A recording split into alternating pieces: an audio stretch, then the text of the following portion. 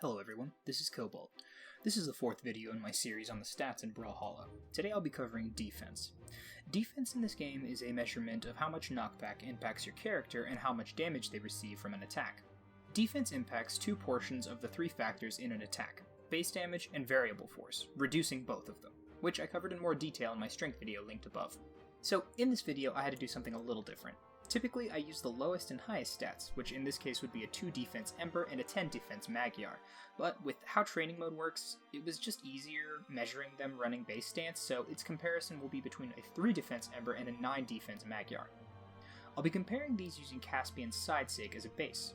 So we can see that on Ember, Caspian's Side Sig knocks her out at 100 damage and deals approximately 29.44 base damage in total.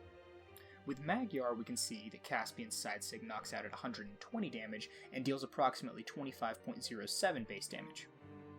So Ember is knocked out at 20 damage less than Magyar, and the additional difference that would be made by running lower and higher defensive stats respectively could make it slightly different, but probably not by much. This difference is approximately the same as the difference in strength knockout damages, which makes sense to me.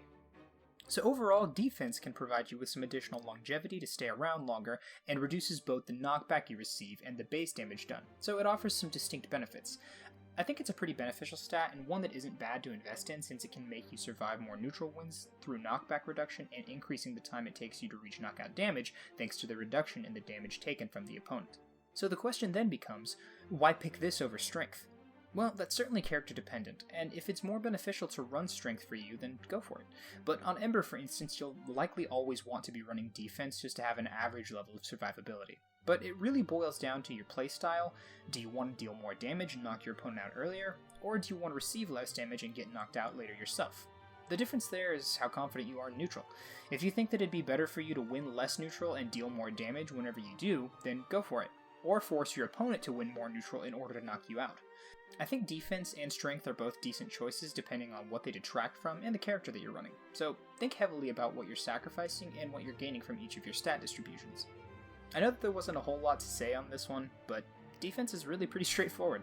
This video concludes my videos on the stats in Brawlhalla, but I will be doing an update to the dexterity video since there were some things that I missed, so look out for that. Don't forget to subscribe so you can keep up with the release of my next video, and feel free to follow me on Twitch. My channel will be linked in the description down below. Once again, I'm Cobalt, and thanks for watching.